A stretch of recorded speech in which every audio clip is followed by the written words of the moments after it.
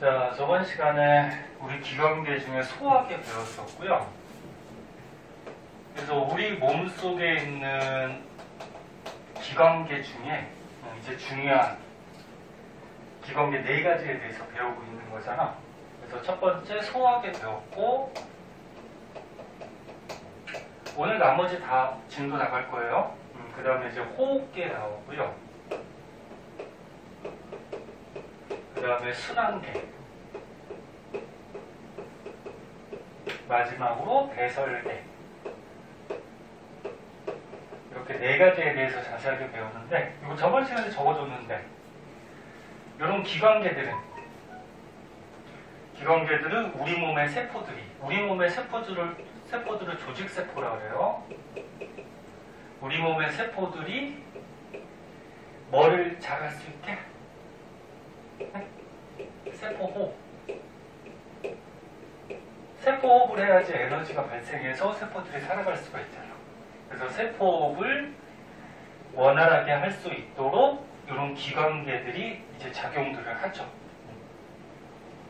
그래서 소화계는 세포호흡할 때 영양소 필요하니까 이제 영양소를 소화시켜서 공급시켜주고, 그 다음에 오늘 배울 호흡계는 세포호흡할 때 산소 필요하죠.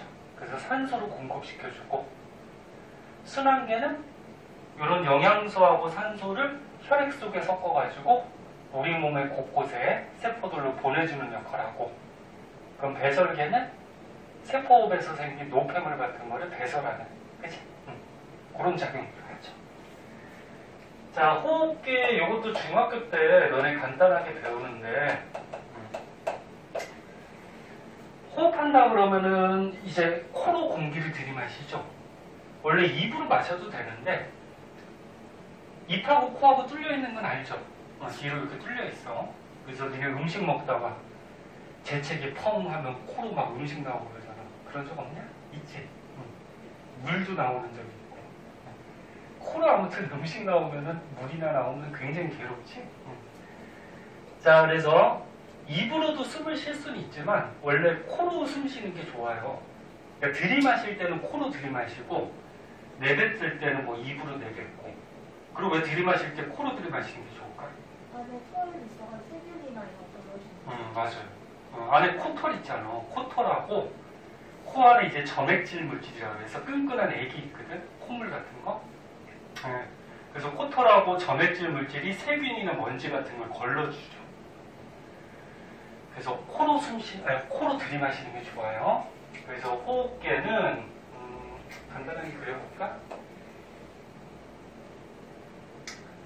사람을 간단하게 그리면 코로 이렇게 공기를 들이마시면 입하고 뚫려져 있어요.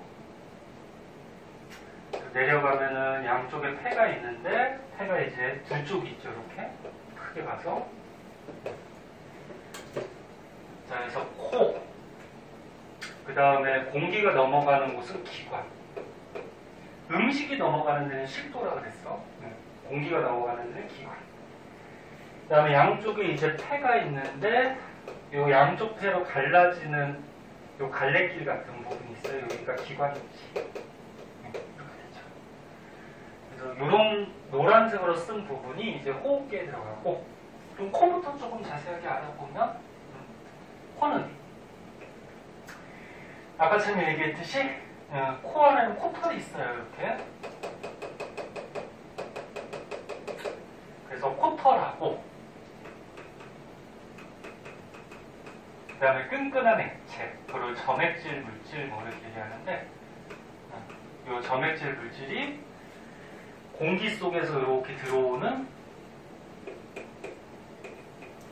뭐를 걸러줘요? 먼지나 세균을 걸러주고요. 그리고 바깥에 요 사람 몸속으로 들어오는 기체 있잖아요.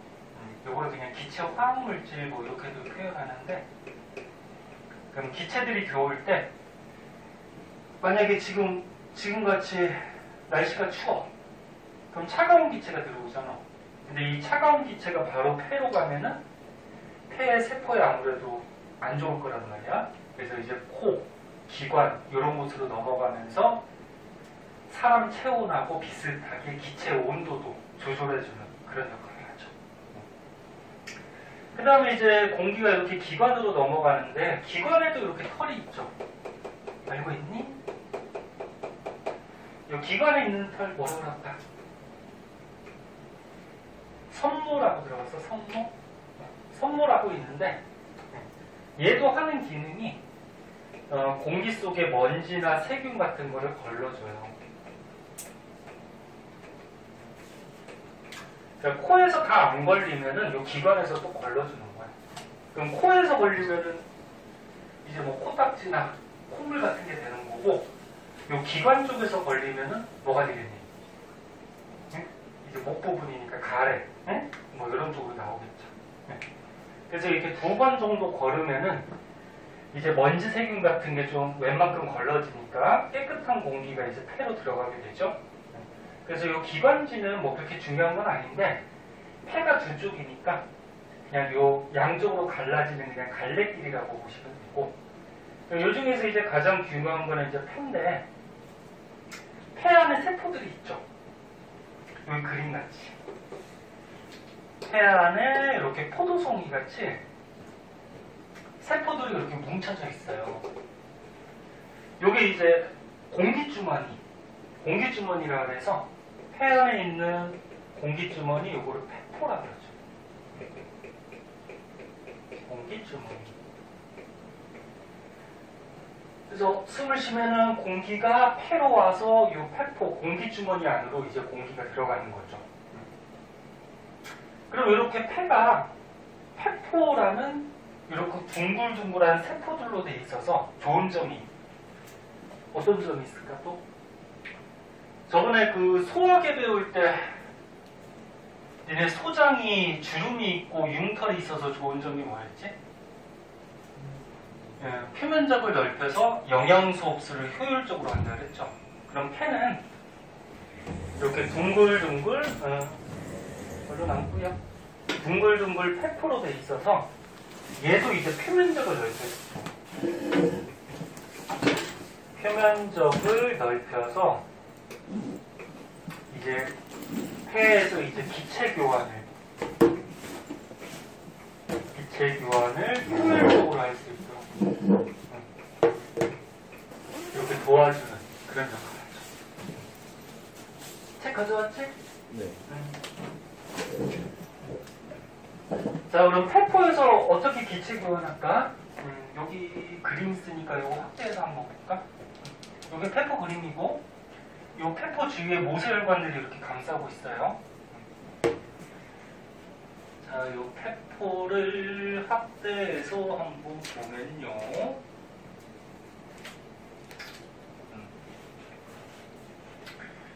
여기 폐포, 그 다음 폐포 주위에 이렇게 모세혈관들이 있어요. 그러니까 우리가 숨을 쉬면은 이제 산소를 공급받으면 산소를 혈액 속에 넣어가지고 온몸에 세포들한테 공급시켜줘야 되잖아. 이 산소 운반하는 애가 누구라 그랬지? 혈액 속에서 산소는 누가 운반하니? 적혈구가 운반한다 그랬잖아. 이거 저번 시간에 한번 했잖아. 적혈구 속에 헤모글로빈. 응? 헤모글로빈을 약자로 HB라고 쓰기도 해요. 헤모글로빈을 옮겨주고, 그럼 산소를 혈액한테 공급시켜주고, 그 다음에 우리 몸에서 조직세포에서 나온 노폐물, 이산화탄소는 다시 바깥으로 빼줘야 되겠죠, 숨 쉴 때. 그럼 이산화탄소는 누가 운반한다 그랬지? 혈액 속에. 저번 시간에 했잖아. 혈액 속에 물이 뭐지? 혈액 속에 물. 혈장. 혈장하고 적혈구도 얘를 좀 운반해요. 그래서 혈장하고 적혈구가 이산화탄소 운반해가지고 폐에서 이제 바깥쪽으로 빼주겠죠. 그래서 이 폐포하고 모세혈관하고 이렇게 기체들을 교환하는데, 여기서 이제 추가적으로 한 가지 알아둬야 될 거, 이 폐포에서 기체를 교환하는 원리, 확산이죠. 확산. 통합과학에도 나왔죠. 확산이 뭐야? 많은 쪽에서 적은 쪽. 그러니까 많은 고농도, 많은 쪽에서 적은 쪽으로 어떤 물질이 퍼져나가는 게 확산이죠. 그럼 산소는 어떻게 돼? 숨을 쉬면은 폐포로 들어오니까 폐포가 양이 많고요.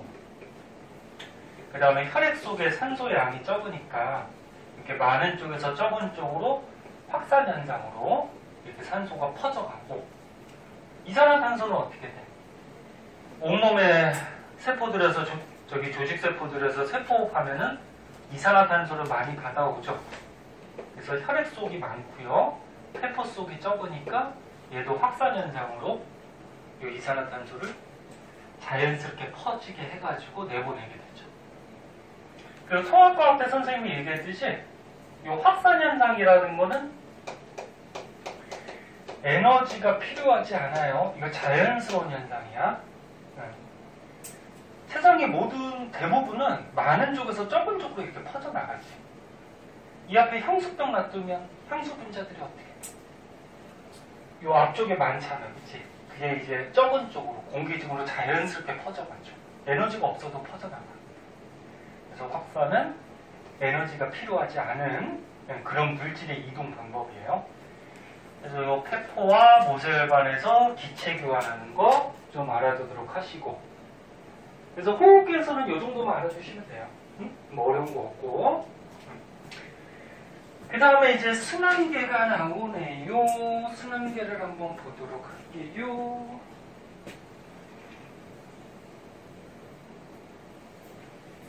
하율이는 조금 늦게 왔는데 여기부터 한 거거든? 혹시 앞에 거 부족하면 영상 찍어놨으니까 나중에 한번 보고. 하율이는 저기 문제 풀어왔던 거 중에 뭐 질문 없니? 없었어? 없었던 거야? 문제를 안 풀어온 거야? 풀어왔어? 있으면 꼭 하고. 자, 그 다음 이제 순환계로 넘어갑시다.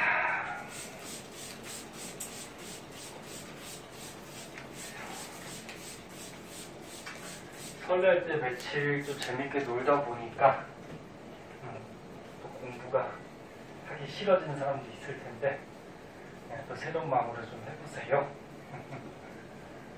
선생님도 며칠 놀다 보니까 아유 내일 수업 나가기 싫어 막 그런 마음들이 막 드는데, 너네도 마찬가지겠죠. 놀다 보면은 학원 가기도 싫고 공부하기도 싫고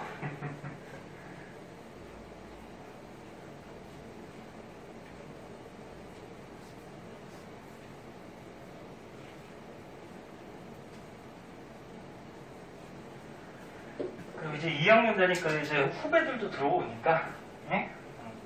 학교에서 이제 중간적인 학년이죠. 선배도 있지만 후배도 생기고.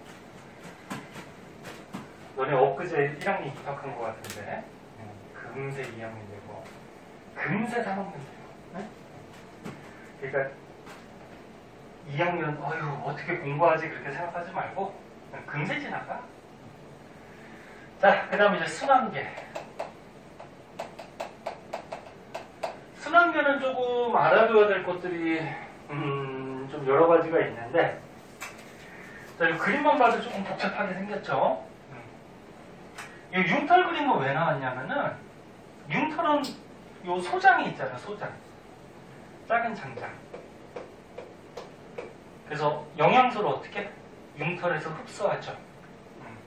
그럼 영양소를 흡수하면은 이 영양소를 어디로? 심장으로 보내서 심장이 어떻게 돼? 펌프 역할을 해서 요 혈액 속에 요 들어있는 영양소를 온몸에 이렇게 공급시켜 주잖아.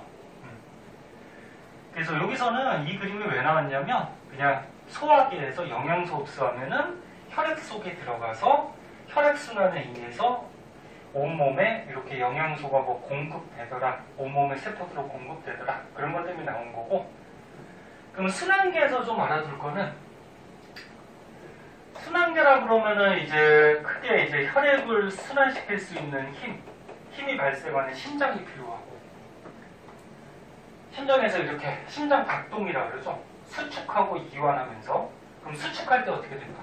심장이 이렇게 수축하고 심장에서 피가 쫙 나가겠죠, 그죠? 그래서 심장에서 수축할 때 피가 쫙 나가고, 심장이 다시 이완하면 피가 또 들어오고. 그래서 수축과 이완을 심장 막동에 의해서 반복하면서 온몸에 혈액이 공급돼요. 그 다음에 순환계 혈관이 있죠. 혈관 중에 다 알고 있겠지. 동맥이 있고 또 뭐 있어? 정맥이 있고, 그 다음에 가느다란 혈관, 뭐 모세혈관. 그래서 심장과 혈관 이런 것들을 순환계라고 하고,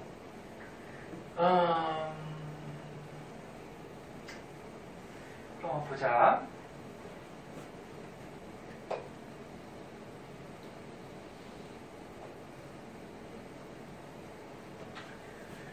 심장이라고 하자. 그냥 간단하게. 자, 심장이 있어요. 심장 가운데는 막혀 있고요. 그 다음에 심장의 혈액들이 이제 어디로 가냐면 폐로도 가고, 그 다음에 이제 우리 온몸에 세포들로도 이렇게 가는데, 잘 보세요. 간단하게 그려줄게요. 심장에서 수축이 돼가지고 이렇게 피가 이렇게 쭉 나가면 이게 폐로 가요. 폐로 갔다가 폐를 거쳐서 다시 심장으로 피가 한번 들어와요. 들어온 다음에 여기서 또 펌프질을 하면은 또 피가 쫙 나가서 얘가 우리 몸의 세포들로 혈액이 공급이 돼요. 그 다음에 이 피도 어떻게 될까? 다시 심장으로 또다시 들어와서 또다시 폐로 가고, 이런 과정을 반복하거든. 이런 과정을 반복해요. 그때 너는 심장이 크게 방이 4개가 있죠. 그러니까 혈액이 들어있는 방. 위에 있는 이 방을 뭐라 그러지? 심방이라고 하고요. 심방. 여기 외울 게 좀 많어. 그다음 밑에 있는 방을 심실. 그래서 사람의 심장은 심방이 2개, 심실이 2개. 그래서 사람의 심장은 2심방, 2심실로 구성이 되어 있어요. 생물마다 이 심장이 조금 달라.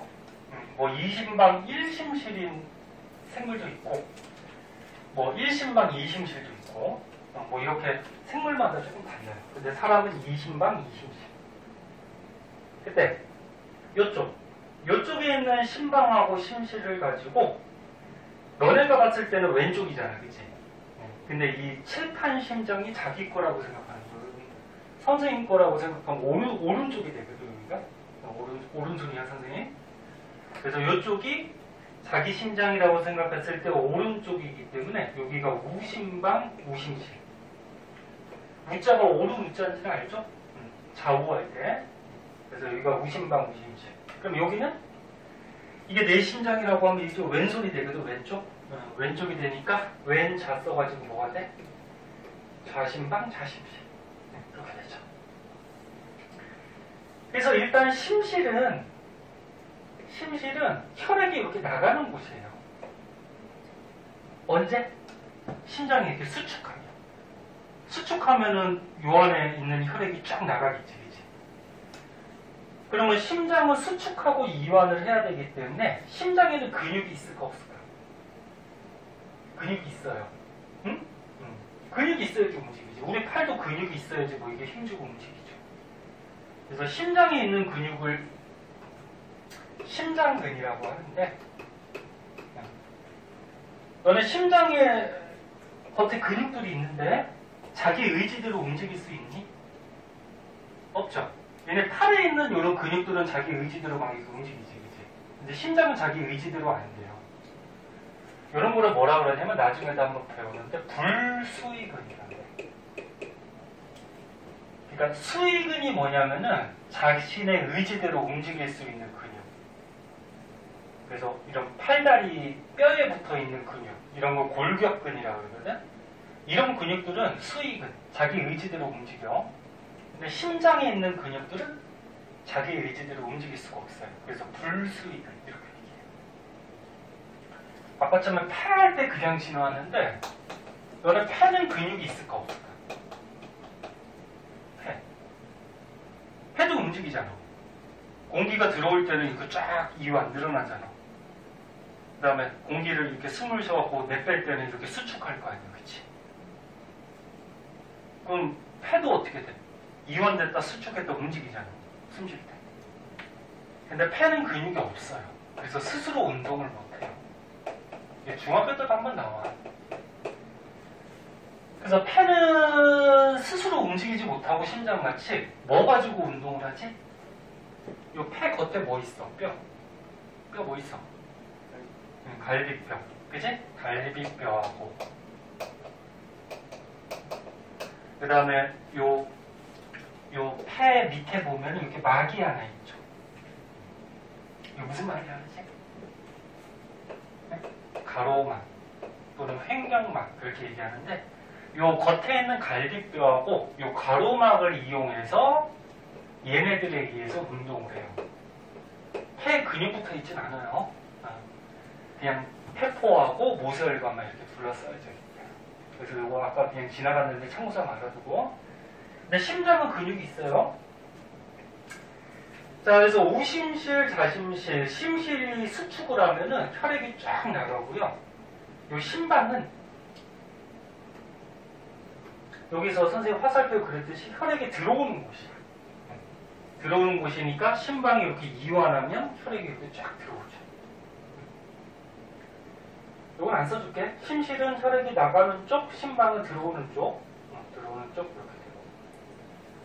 참고삼아 이 심장의 겉에 근육 중에 심방하고 심실 중에 어디가 근육이 더 두꺼울까? 들어오는 데가 두꺼울까? 심실이 두꺼워요. 심실을 어떻게 해야 돼? 근육이 많이 있어야지 힘을 세게 줄 수가 있잖아. 그러니까 여기가 근육이 많아서 힘을 쫙 줘서 얘를 쫙 내보낸단 말이야. 그래서 심방보다는 심실이 근육이 두꺼워요. 그리고 우심실하고 자심실이 있는데 자심실이 가장 두꺼워요. 왜 두껍냐면은 둘 다 심실이라서 근육이 많아갖고 쫙 수축을 시켜서 내보내야 되는데 얘는 이제 폐로 가는 거고 얘는 어디로 가? 우리 온몸, 이 전체적인 몸으로 가는 거잖아. 그럼 몸으로 가는 피는 많이도 가고 그 다음에 압력을 세게 내보내야지 몸에서 순환이 잘 되겠죠. 그래서 자심실 쪽이 근육이 가장 두꺼워. 그것도 알아두고. 자, 그리고 이제 혈관 한번 보자. 혈관에서 요 심장에서 피가 나가는 쪽 혈관이 있어요. 나가는 쪽 혈관은 동맥이라고 해요. 동맥. 그럼 여기로도 나가고 여기로도 나가지. 나가는 쪽은 동맥. 그리고 심장으로 이렇게 들어오는 혈관이 있는데 들어오는 혈관은 뭐라 그래? 정맥. 이렇게 얘기하죠. 정맥. 그 중에서 폐로 가면은 폐동맥. 그 다음 폐에서 들어오면은 폐정맥. 이렇게 되는 거고. 그 다음에 이제 몸으로 가면은 대동맥. 그 다음에 몸에서 다시 들어오면은 대정맥. 이렇게 되는 거죠. 명칭 볼 줄 알겠어? 응. 그렇게 되고, 그럼 이제 혈액순환을 크게 두 가지로 우리가 나누거든. 폐로 순환하는 폐순환이 있고요. 그 다음에 우리 온몸으로 순환하는 온몸 순환이 있어요. 그러면 폐순환은 출발을 어디서 하는 거냐면 여기서 출발해요. 우심실. 여기 자, 우심실에서 펌프질에서 그러니까 수축에서 피가 쫙 나가면 어디로 나가? 폐동맥 갔다가 폐로 가죠. 그럼 폐로 가면은 바깥에 있는 우리가 숨 쉴 때 산소를 들이마시고 이산화탄소를 이렇게 내빼면서 아까 제가 호흡기 배웠잖아. 기체 교환을 해요. 무슨 현상? 확산. 네? 네. 그래서 우심실, 폐동맥, 폐모세혈관 그러니까 폐로 갔다가 그 다음에 어디로 갈까? 폐정맥, 좌심방까지.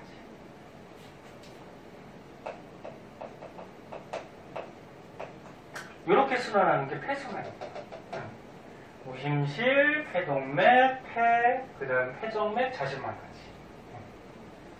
요거를 그냥 들이다 외우려고 그러면 힘들고 선생님같이 심방, 심실 그려놓고 그 다음에 혈액이 나가는 쪽이 동맥, 들어오는 쪽이 뭐? 정맥, 그 다음에 요거는 폐로 가고 요거는 몸으로 가고 생각해보면 다 쓸 수 있잖아, 그치?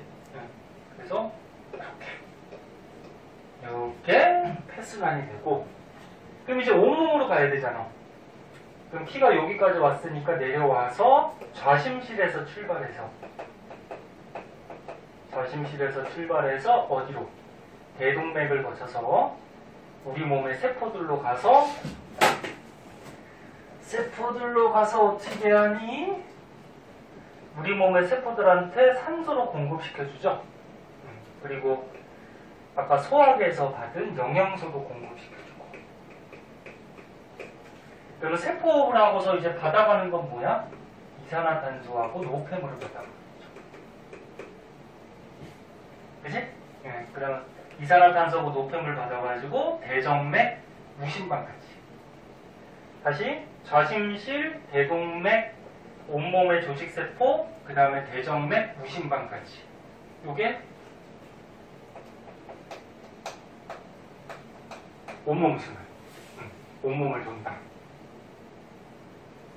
그래서 여기서 이산화탄소 받아온 거는 다시 폐로 가서 이렇게 빼주고, 다시 산소 받아가지고 우리 몸에 또 공급시켜주고, 다시 이산화탄소 받아가지고 빼주고, 이렇게 하는 거지. 그리고 여기서 생기는 노폐물은 조금 이따 배우겠지만 혈액이 순환하는 과정에서 콩팥으로 가서 배설계에서 이제 빼주게 돼요. 걸려서. 됐니? 응. 자, 그리고 또 추가적으로 여기에서 지금 가운데를 여기를 기준으로 봤을 때 이 오른쪽에 있는 혈액들은 전부 다 산소가 풍부하거든. 산소가 풍부한 피를 뭐라고 그러냐면 동맥혈이다. 동맥혈의 뜻은 산소가 풍부한 혈액이다. 풍부한 혈액. 동맥혈이라고 해서 동맥에 있는 피를 얘기하는 게 아니야. 뜻이 산소가 풍부한 혈액. 그러면 동맥혈이 흐르는 부분은 어디야? 폐정맥, 대동맥, 좌심방, 좌심실. 이 동맥혈도 알아둬야 돼. 문제 풀 때 나와. 쓸데없는 거 가르쳐주는 거 아니야. 이거 다 알아둬야 돼. 폐정맥, 대동맥, 좌심방, 좌심실. 여기는 산소가 풍부한 동맥혈이 흐르고, 그리고 우리 몸의 세포들한테 산소 공급시켜주고 나고 다시 이쪽으로 갈 때는 산소가 부족해지지. 세포들한테 산소 줬으니까. 산소 부족한 피는 뭐라 그래? 정맥혈이라고 해. 얘는 산소가 부족한 피. 산소가 기준이야. 그래서 정맥혈이 흐르는 부분은 대정맥, 무심방, 무심실, 폐동맥. 여기가 정맥혈이 흐른다. 됐죠? 뭐 거의 다 외우는 거니까 선생님 다시 설명 안 할게. 그리고 뭐 추가적으로 하나 더 알아두면 혈액이 요 심방으로 와서 이렇게 내려가야 되잖아. 거꾸로 올라가면 되냐 안 되냐? 안 되죠. 여기도 이렇게 내려가야죠. 그래서 여기 심장 같은 데 보면은 혈액이 내려오다가 잘못해서 거꾸로 가는 거를 막아주는 막이 있죠. 이거 기억날 텐데 무슨 막? 아무도 기억 안 나요. 이건 기억이 안 나는데. 판막 기억나? 들어본 것 같지? 응. 그래서 판막이라는 막이 있어요. 여기다 쓸까? 쓸 데가 없으니까. 판막이라는 막은 혈액이 거꾸로 가려고 할 때 얘를 거꾸로 가는 거를 이렇게 막아버리는 거야. 응? 그러니까 이렇게 내려갈 때는 잘 내려가게 해주고, 응? 혈액이 만약에 거꾸로 올라오려고 그러면 이제 딱 막혀요. 그래갖고 못 가게. 그래서 혈액에 거꾸로 도는 거를 역류한다 그러거든. 역류. 역류를 방지해주게 도와주는 막이 판막이에요. 판막. 역류가 무슨 말인지 알지? 바꾸려 거꾸로 된다는 얘기지. 그래서 니네 여기 다 아파트 살 텐데 노년동은 주택이 거의 없더라고. 아파트 요즘 날씨가 추워가지고 방송 같은 거 안 나오니? 세탁기하고 그러면 되도록이면 조금 사용을 자제해달라고 선생님 아파트도 막 방송 나오고 그러는데 물이 이제 세탁기 쓰거나 물 많이 쓰면 이제 1층으로 내려가잖아. 근데 날씨가 추우니까 1층 쪽에서 어떻게 해? 얼어버리는 수가 있어. 그럼 뭐 계속 얼어서 하수구에서 계속 얼게 되면 어떻게 돼? 물이 못 내려가니까 이렇게 역류해버리죠. 네. 아무튼 거꾸로 주는 거예요. 그럼 판막은 어디에 있냐? 여기 어디? 심방하고 심실 사이에 판막이 있어요. 심방하고 심실. 심방과 아유 여기 밑에 쓰면 글씨가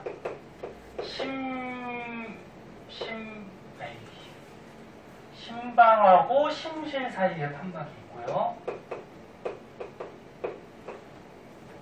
또 판막이 어디 있냐면은 여기도 있어요. 여기 나가는 거예요. 혈관을 자세하게 안 그렸는데, 그러니까 심실하고 동맥 사이, 이 심실하고 동맥 사이, 여기서 피가 나가야 되는데 거꾸로 들어오면 안 되잖아. 그래서 여기서 판막이 또 있어요. 근데 여기는 거의 거꾸로 들어오기가 힘들어. 심장에서 수축을 하면은 압력이 세기 때문에 피의 압력을 뭐라 그래? 혈압이라고 그러죠. 응? 그러니까 이게 쫙 수축하면은 피의 압력이 세지지. 그럼 쫙 나가. 그래서 최고 혈압이 보통 정상인이라 그러면은 120 들어갔어? 피가 쫙 나갈 때 혈압이 120. 그러면 심장이 이완해가지고 혈액이 들어올 때는 혈액의 압력이 낮단 말이야. 최저혈압은 80. 그래서 니네 혈압 같은 경우에 피의 압력은 최고 혈압 120 쫙 나갈 때, 그 다음에 들어올 때 최저혈압 80. 이 정도가 정상범위예요. 약간씩은 차이가 있죠. 사람들이 약간씩은 차이가 있고.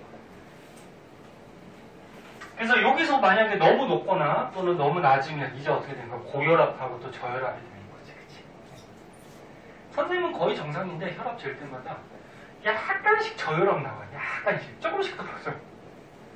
이게 선생님 몸이 기니까 이게 이렇게 피가 순환할 때 이게 심장이 힘든가 봐. 그래서 아무튼 고혈압, 저혈압, 여기 정상혈압이에요. 이 혈압도 알아두세요. 이게 정상혈압이야. 얘는 언제? 심장이 수축할 때, 피가 쫙 나갈 때 혈압이 제일 높겠죠. 그 다음에 심장이 이완할 때는 피가 그냥 들어오니까 혈압이 낮아지죠. 알아두고 어디까지 했냐? 그래서 판막이 이 심방하고 심맥 나갈 때, 이 심실하고 동맥 사이에도 있어요. 심실하고 동맥 사이. 여기도 판막이 있어요. 그 다음에 판막이 있는 곳이 또 있는데 혈관 중에 정맥의 판막이 있거든. 정맥. 그러니까 여기 태정맥하고 대정맥. 여기는 왜 판막이 있냐면은 잘 봐. 피가 맨 처음에 심장에서 쫙 나갈 때는 피의 속도나 혈류 속도라고 그러거든. 피의 속도나 혈압이 좀 세요. 그러니까 이런 동맥 같은 혈관에서는 피가 잘 거꾸로 가지 않아. 피의 속도나 압력이 세니까. 근데 이게 몸을 돌아가지고 다시 심장으로 올 때쯤 되면은 어떻게 될까? 느려지거나 압력도 약해지겠지, 그치? 그럼 잘못하면 거꾸로 갈 수 있단 말이에요. 그래서 혈관에 이 정맥 쪽에 판막이 있어요. 거꾸로 가는 걸 막기 위해서. 그래서 혈관 그림이 뒤에 나오는지 모르겠는데, 뭐 이렇게 혈관에 중간에 이렇게 더듬이 모양 같이 판막이 있으면 이건 정맥이다. 이렇게 보시면 돼요. 네? 그리고 판막이 없으면 동맥이겠죠. 그리고 모세혈관은 가느다란 거. 네? 가느다란 거 얘기하고. 그래서 이것도 알아주세요. 판막은 여기 심방, 심실 사이, 그 다음에 심실하고 동맥 사이, 혈관 중에는 정맥. 그런데 판막이 있다. 그래서 요 정도 혈액순환 좀 알아두시면 될 것 같아요. 좀 복잡해 보이지만 외울 수 있을 때. 알아두시고. 자, 그 다음에 밑에 가보고 밑에는 혈액순환하고 끝났구나. 응. 자, 뒷장으로 가면은 마지막으로 이제 배설계가 나와요. 여기까지 하고 조금 쉴게요. 보세요. 배설계.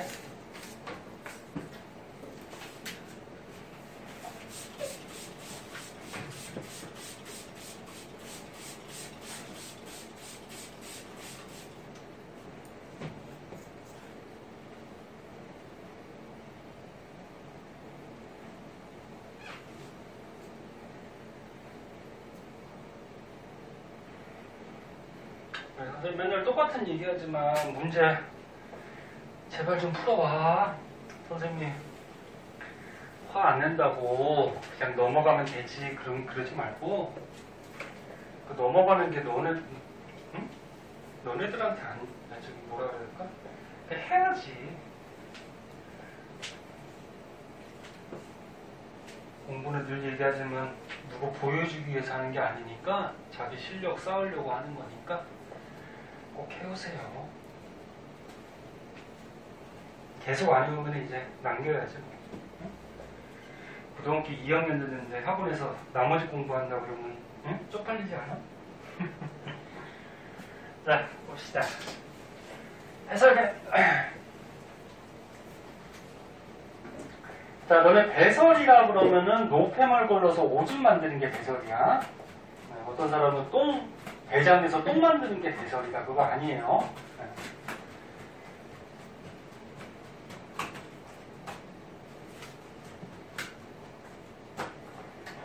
그래서 오줌하고 그 다음에 노폐물 중에 너네 기체 중에 이산화탄소 있잖아. 이산화탄소를 내보내는 것도 일종의 배설이거든.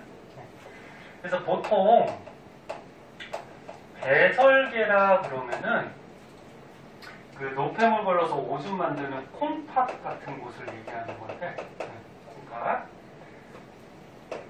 근데 너네 세포업이 어떻게, 세포업 과정이 어떻다 그랬어? 세포업이 우리 몸속에 뭐를, 영양소를 분해해서 뭐? 세포가 살아갈 수 있는 에너지 만드는 게 세포업이라고 그랬죠? 그 과정에서 영양소 분해하려면 요거 산소가 필요한 거고, 그 다음 영양소가 분해되면 이산화탄소하고 뭐가 나와? 물이 보통 나오죠. 근데 니네 이렇게 에너지 낼 수 있는 영양소가 어떤 영양소? 단, 지, 3대 영양소. 설명하기 위해서 지방부터 먼저 쓸게요. 요 3대 영양소만 에너지 낼 수 있다 그랬어? 뭐 물, 무기염료, 바이타민 얘네들이 에너지 못 낸다 그랬죠? 근데 탄단지, 이 3대 영양소는 어떤 원소들로 구성이 되지? 이 성악과학에서도 한번 배웠듯이 탄소, 수소, 산소들이 결합해 있는 영양소들이에요. 그 중에서 단백질만 질소 성분이 더 들어있어요. 얘가 더 들어있어요. 그럼 이 3대 영양소가 세포할 때 뭐랑 결합해? 산소랑 결합하지? 응? 응. 그럼 산소랑 결합하면 어떻게 돼? 에너지가 나오죠? 에너지가 나오고 노폐물은 탄소가 산소랑 결합하면 뭐가 돼? 그래, 이산화탄소 나오고 그 다음에 수소가 산소랑 결합하면 뭐 돼? 물 나오고. 그래서 이렇게 노폐물이 나오는 거지. 그래서 이산화탄소하고 물은 이 3대 영양소에서 공통적으로 나오는 노폐물들이에요. 왜 이산화탄소 노폐물이니까 얘는 어디로 뺄까? 몸 밖으로 빼야 될 거 아니야, 그치? 어디로 빼니? 폐를 통해서, 호흡기를 통해서 빼는 거지? 숨 쉴 때? 맞니? 다른 곳으로 뺄 수 있어? 없죠. 폐밖에 없지. 얘는 폐로 빼줘. 그럼 물은? 야, 물은 우리 몸속에 뭐 부족하면 쓰이기도 하고 남는 거는 이제 빼줘야 돼. 그럼 어디로 빼줄까? 네? 이제 물 어떻게 빼? 몸 밖으로 어떻게 빼냐고. 오줌으로 빼잖아. 네, 그래서 콩팥, 콩팥에서 오줌을 만들어서 물을 빼주고 대부분. 그 다음에 폐로도 수증기 형태로도 물이 좀 나가죠. 너네 입김 이렇게 후 불면은 습기 차잖아, 그치? 그러니까 폐로도 나가는 거야. 물이 수증기 형태. 그래서 물은 콩팥을 통해서 오줌이나 폐를 통해서 뭐 수증기 형태로 이렇게 빼주게 되죠. 그리고 이제 추가적으로 알아둘 거, 이거 단백질 예를 좀 알아둬야 되는데, 단백질이 너네 분해가 되면은 여기 질소 성분이 있어서 노폐물이 하나가 더 나와요.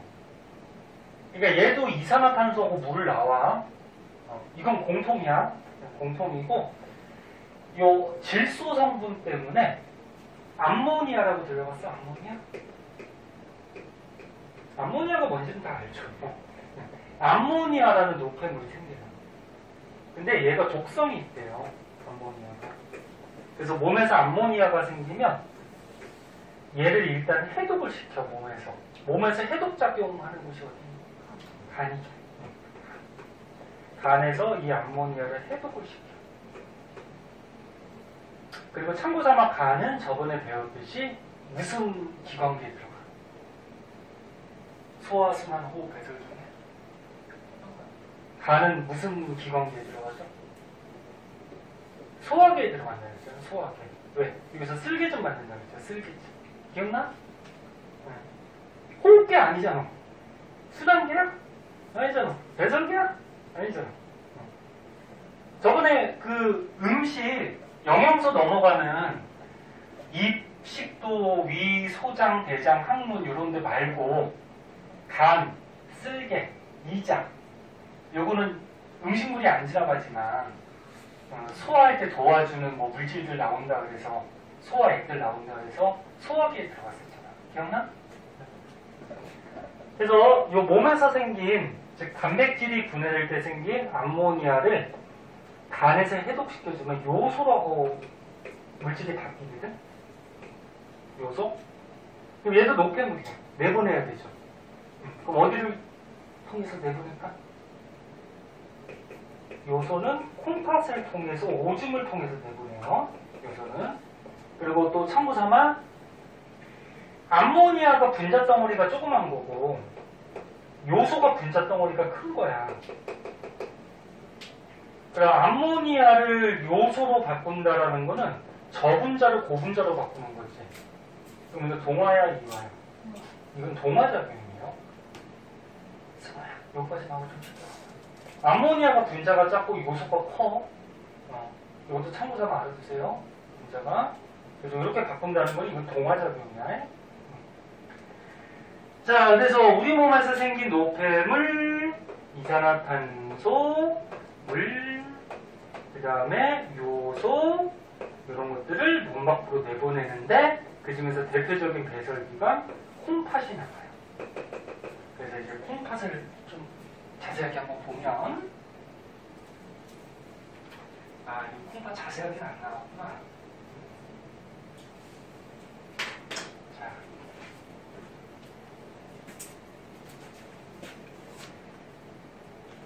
이거는 위에 거니까 뭐야? 잠깐만 미안해요. 예, 여보세요? 예, 제가 잠시만요. 제가 지금 잠깐 일하고 있어서 잠시만요. 예. 예, 그래 주실래요? 예, 감사합니다. 예.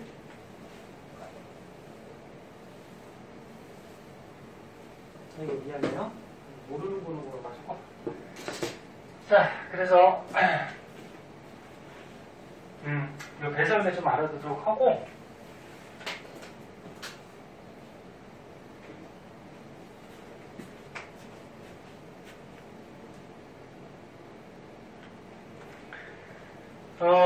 배설계는 지금 좀 자세하게 안 나오는데 콩팥이 있어요. 이렇게 콩팥 양쪽에 어디쯤에 있냐면 너네 그 허리쯤에 있어요.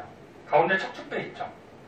척추뼈 양옆에 이렇게 강낭콩 모양같이 생겨갖고 허리쯤에 등 뒤쪽에 있거든. 콩팥 두 개가 있는데 여기서 이제 혈액이 들어오면은 콩팥 안에서 노폐물들을 걸러서 혈액을 내보낼 때는 이제 깨끗한 피가 가는 거야.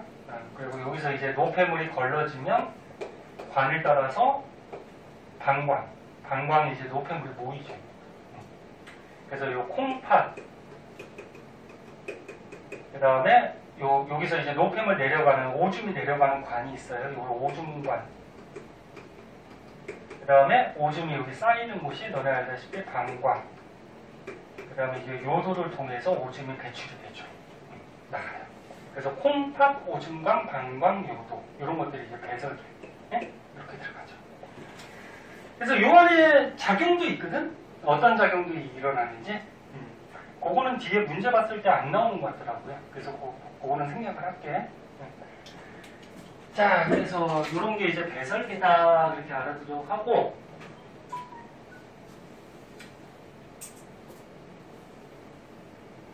그래서 이 밑에 그림은 여태까지 다 배운 거야.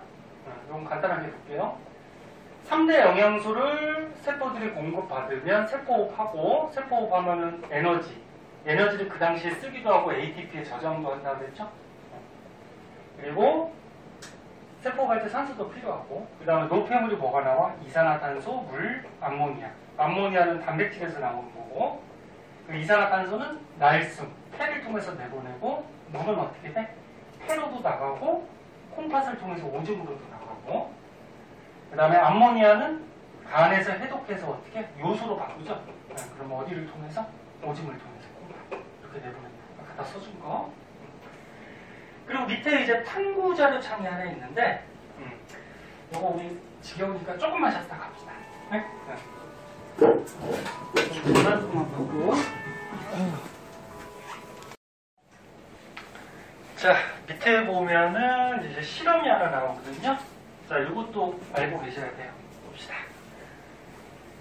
콩즙으로 오줌 속의 요소 확인하기 이렇게 나오는데, 제목이 항상 모든 거는 제목을 잘 보세요. 제목에 다 나와 있으니까. 실험도 마찬가지고. 콩즙. 그러니까 말 그대로 그 생콩 있죠, 콩. 콩을 갈아갖고 즙을 낸 거야.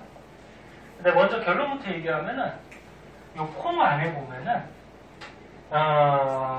여기 유레이스라는 일종의 뭐라 그래야 되냐면은, 저거, 너네 어떤 물질 간사 같은 거 화학 반응 도와주는 것들을 뭐라 그랬죠? 효소라 그랬죠? 그래서 이 콩즙에 보면은 유레이스라는 이름도 알아두면 좋고 일종의 효소가 들어있어요. 효소. 물질에서 화학 반응 도와주는 효소가 들어있는데, 그럼 아까 오줌 속에 노폐물 중에 요소가 있다 그랬죠? 단백질 저기 세포호흡할 때 단백질에서 이제 발생하는 암모니아 그 독성 제거한 거 요소가 있다고 했는데, 콩즙으로 얘가 오줌 속에 들어있는지를 확인하는 실험이에요. 그래서 이제 맨 처음에 오줌을 준비해요. 오줌을 준비하고 여기다가 BTB 용액을 넣어요. 너네 BTB 용액 1학년 때 산연기 할 때 기억나니?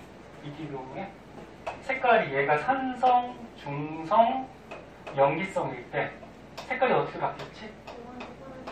네. 노초파죠. 무지개 색깔. 노초파. 노란색을 황색이라고도 얘기하고, 초록색은 녹색이라고도 얘기하고, 파란색은 청색이라고 얘기하죠. 그래서 얘가 이제 이런 산성, 중성, 염기성에 따라서 색깔들이 바뀌는데, 맨 처음에 BTB 용액을 오줌 속에 넣었더니 초록색을 띠고 있었대요. 그리고 오줌이 무슨 성질을 갖고 있는 거야, 지금? 중성을 띠고 있다. 그런 거죠. 맨 처음에. 근데 오줌 속에는 뭐가 들어있다? 요소가 있단 말이야. 다른 성분도 있지만 지금 요거 확인하는 거야. 오줌 속에 요소가 있는데 BTB 용액이 초록색을 띠는 걸로 봐서 지금 중성을 띠고 있다. 그런 얘기거든. 근데 여기다가 이제 생콩즙을 넣었어요. 그러면 생콩즙을 넣으면 유레이스라는 효소가 들어갈 거란 말이야. 그 다음에 BTB 용액의 색깔을 관찰했더니 파란색을 떴대. 파란색. 그럼 파란색을 떴다라는 거는 무슨 성질로 바뀌었다? 염기성으로 바뀌었다는 거야. 얘가 중성이었는데 염기성으로 바뀌었다는 거죠. 그럼 이거 왜 그러는 거냐면은 아까 처음에 그 요소가 선생님이 알갱이가 좀 큰 거라고 그랬고 암모니아가 알갱이가 어떻다 그랬지? 좀 작은 거라 그랬죠. 여기에 콩즙 속에 유레이스가 들어가면은 얘가 물질 대사를 도와주는, 즉 화학 반응을 도와주는 효소란 말이야. 얘에 의해서 이 요소 큰 덩어리가 조그만한 암모니아로 분해가 돼요. 이렇게. 누가 이해됐니? 얘 효소에 의해서 요 고분자가 저분자, 즉 요소가 암모니아로 분해가 돼요, 다시. 그러니까 암모니아는 너네 1학년 때 통합과학 때 배웠듯이 무슨 성질을 갖고 있어? 염기성을 띠고 있죠. 암모니아. 기억나? 다시 설명 안 해도 되죠.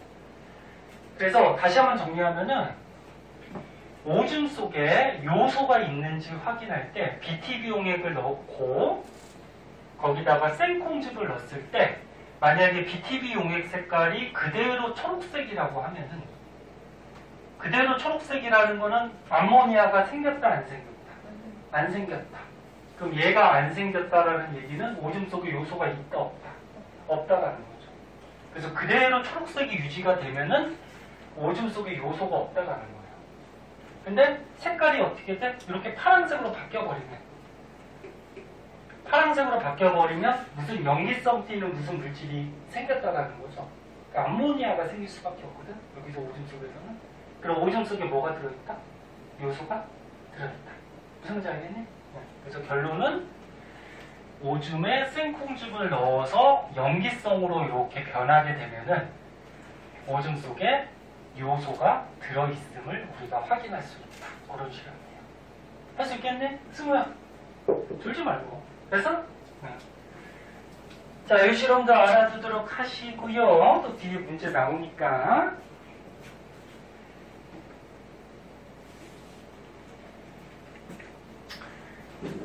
자, 뒷장에 비슷한 실험이에요. 오른쪽 49쪽은. 그거는 뭐 비슷한 실험이니까 한번 보시면 되고. 그 다음에 49쪽에 이제 요 기관계 통합적 작용은 선생님이 저번 시간에 다 한번 얘기했어. 첫 시간에 선생님이 그림 그려서 얘기를 한 거.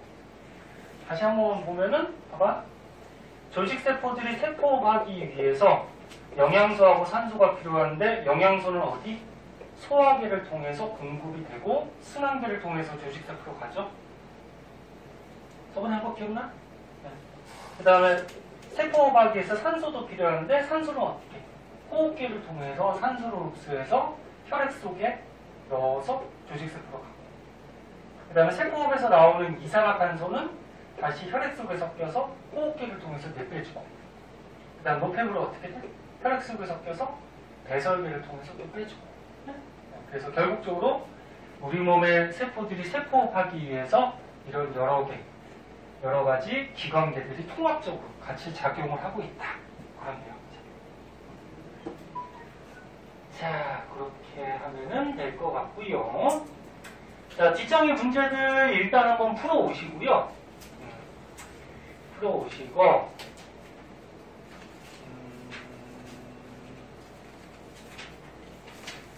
그리고 모르는 건 좀 풀어주도록 할게요. 자, 문제 또 많어.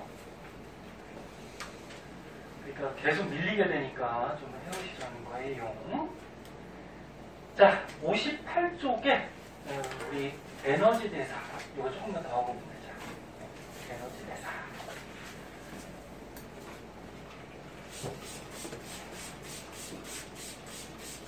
다음 주에는 저기 질문 좀 가지고 와. 응? 문제 풀면 질문이 생겨야 되는데. 응?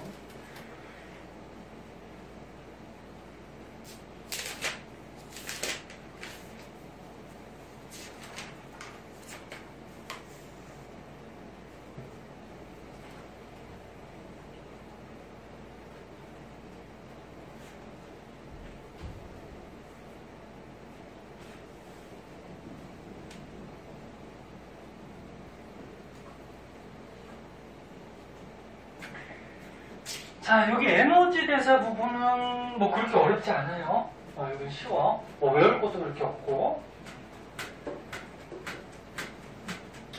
자, 이거는 간단한 거니까 그냥 책으로 먼저 볼게요. 에너지 대사라 그래가지고 그러니까 우리 몸에서 에너지를 얼마나 얻고 그걸 또 얼마나 쓰는지 그거에 따라서 우리 몸이 영양 부족 상태, 균형 상태, 영양 과다 상태로 나눌 수가 있다는 거예요. 이건 당연한 얘기인데 너네가 많이 먹고 이게 섭취량이 이게 적은 거구나. 그럼 니네가 조금 먹고 뭐 운동을 많이 하거나 몸에서 많이 소비하면은 그럼 영양소가 어떻게 될까? 또는 에너지가 부족하겠지, 그치? 그럼 이런 상태가 지속이 되면은 살이 찌겠니, 마르겠니? 마르겠죠. 그러니까 섭취하는 게 적고 쓰는 게 많으면은 몸에 있던 영양소들을 많이 쓰게 되니까 선생님같이 마르겠지, 그치? 응? 그래서 체중 감소나 또는 영양실조, 면역력 저하 이런 것들이 생길 수 있는 게 이런 경우 영양 부족 상태. 그럼 가장 좋은 건 뭐야? 뭐든지 균형을 유지하는 게 가장 좋죠. 섭취한 만큼 어떻게? 몸에서 쓰면은 뭐 살찌지도 않고 마르지도 않고, 그지? 가장 적당하겠죠. 그래서 섭취한 만큼 쓸 때 에너지 대사가 균형을 이루더라. 그럼 거꾸로 섭취하는 게 많으면 어떻게 돼? 몸에 에너지나 물질이 과다하게 쌓이겠죠. 쌓이면은 체중 증가나 비만 같은 원인이 되겠죠. 그래서 섭취하는 거, 소비하는 거에 따라서 어떤 상태인지 이런 거를 이제 설명한 거고요. 그 밑에 보면은 일일 대사량이라고 나오거든.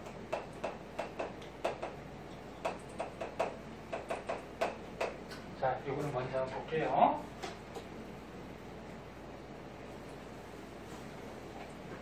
자, 일일 대사량.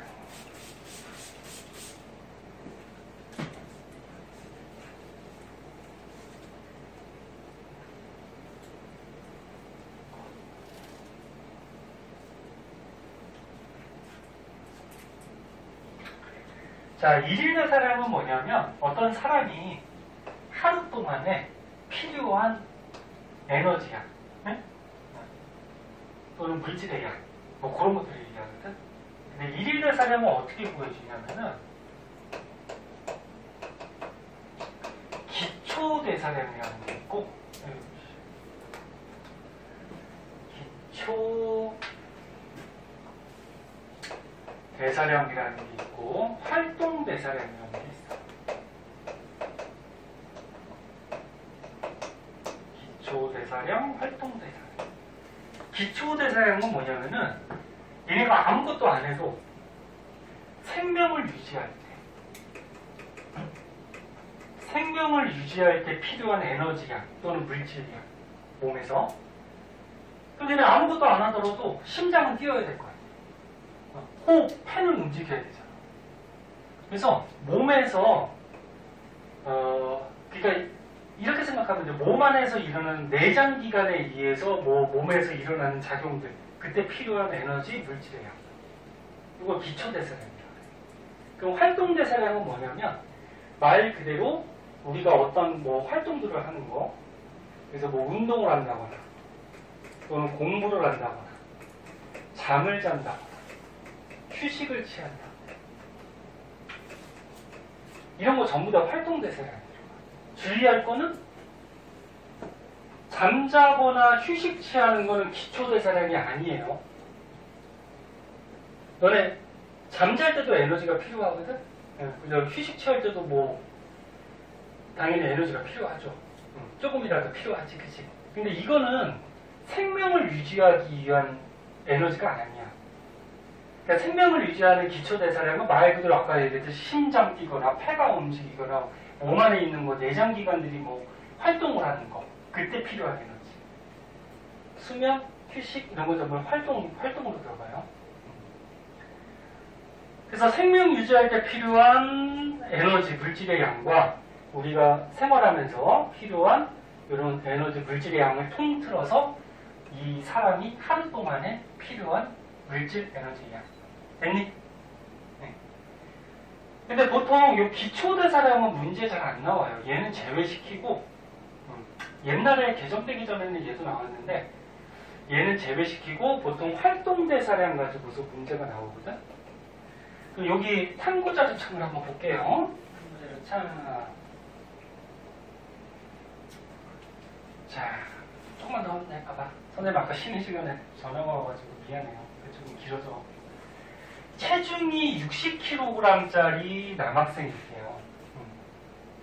너네 체중에 따라서 일일 대사량이 좀 달라져요.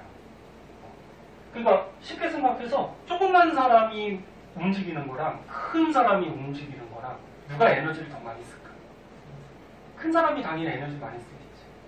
얘 조그만 자동차가 움직이는 거랑 큰 트럭이 움직이는 거랑 트럭이 에너지 더 많이 쓸 것 같아요. 그래서 체중이 일일 대사량에 영향을 줘요. 그래서 체중까지 고려를 해야 돼. 좀 이따 어떻게 하는 건지 가르쳐 줄게요. 자, 그리고 요 남학생이 하루 동안에 섭취한 음식물하고 그 다음에 하루 동안에 활동한 양을 이렇게 써놨대. 잠자기, 식사하기, TV 보기, 이야기하기, 공부하기, 서있기, 빨리 걷기 이거 전부 다 뭐니? 기초대사량이야? 활동대사량이야? 활동이야. 잠자는 것도 활동이야. 이거 활동은 요거 활동대사량이야. 활동대사량. 근데 이 사람이 하루 동안 필요한 에너지, 물질의 양, 일일 대사량을 따질 때는 기초 대사량도 필요하잖아. 그래서 여기 이런 조건이 있네. 기초 대사량은 활동에 의해 소비되는 에너지에 포함된다. 그러니까 얘는 그냥 여기에 포함돼서 문제를 냈다 그런 얘기야. 그러니까 얘는 고려를 한다 안 한다? 안 한다라는 거죠. 무슨 말인지 이해됐나? 그러니까 얘만 따지면 되는 거야. 자, 하루 동안에 쌀밥을 한 공기 먹었는데 쌀밥 한 공기가 하루 동안에 먹은 건가? 아니구나. 그러니까 쌀밥 한 공기가 에너지가 300kcal가 나오는데 근데 얘가 하루 동안에 쌀밥을 2공기 먹었대. 그럼 일단 섭취한 에너지는 어떻게 될까 보자. 섭취한 에너지 섭취한 위에서는 그냥 에너지 섭취량이라고 했죠. 그냥 섭취량이라고 하자. 섭취량을 보면은 쌀밥 한 공기가 300kcal니까 하루 동안 2공기 먹었대. 그럼 얼마? 600 섭취한 거지. 에너지. 그 다음에 배추김치 한 접시가 30kcal 에너지를 내는데 배추김치를 3접시 먹었대. 그럼 얼마? 90. 이런 식으로 다 더해주는 거야.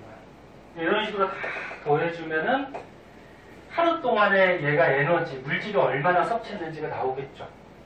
그래서 이걸 다 계산했더니 이렇게 나왔대. 2631kcal의 섭취량이 나왔대요. 됐죠? 나머지도 다 해보면 돼. 그럼 얘가 에너지를 이만큼 섭취했으니까 어느 정도 이제 쓸 거 아니야. 활동하면서, 그치? 활동한 걸 한번 보여보자. 에너지 소비량, 책에서는 소비량이라고 나왔죠. 소비량. 자, 잠을 잘 때 0.9kcal의 에너지가 소비가 된다. 근데 여기 단위 잘 보면은 kcal per kg hour라고 적혀 있죠. 단위가 kcal per kg hour라고 되어 있는데 이게 무슨 말이야? 그치? 1시간당 1kg이 요만큼의 에너지를 소비한다 그런 얘기야. 네? 1시간당 1kg짜리 사람이 1kg 사람 없지만 1kg짜리가 요만큼의 에너지를 소비한다. 네, 잠잘 때 0.9가 소비가 되는데 0.9가 소비가 되는데 몇 시간 잤대? 7시간을 잤대요. 그럼 7시간 자면 여기다 곱하면은 요 잠잘 때 소비한 양이 나오겠죠. 그다음 플러스 똑같은 방식으로 해주면 돼. 밥 먹을 때 1.6kcal의 에너지가 소비가 되는데 밥 먹는 시간이 2시간 동안 먹었대. 이런 식으로 해서 다 더해줘야죠. 이거 다, 그치? 다 다 더해주는데 주의할 거는 다 더한 다음에 맨 마지막으로 요거는 뭐야? 1kg당 소비하는 에너지지. 그래서 마지막으로 몸무게를 곱해줘야 돼. 몸무게. 그래서 얘가 몇 킬로그램짜리라고 했어? 60kg. 요거는 1kg인 사람이 소비하는 에너지니까 그럼 60kg 체중을 곱해줘야지 이제 하루 동안에 소비한 양이 나와요. 무슨 말인지 이해됐니? 그래서 요거 주의해서 킬로그램 곱해야 돼. 그래서 계산을 했더니 얼마가 나왔냐 밑에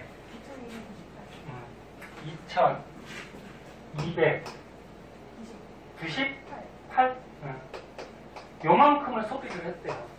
요만큼. 그럼 섭취한 게 요거고 소비한 게 이거니까 누가 더 크니? 섭취량이 더 크네, 그치?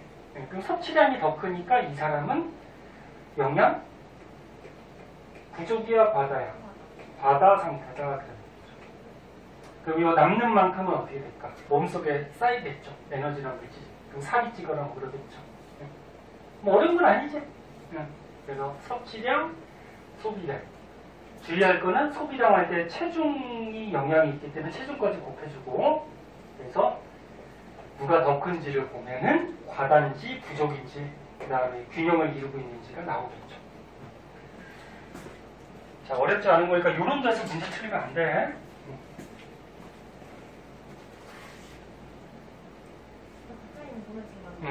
이게 아예 똑같은 사람이 있어요? 똑같기는 힘들지. 분명히 사람이 있어요? 그치, 힘들지.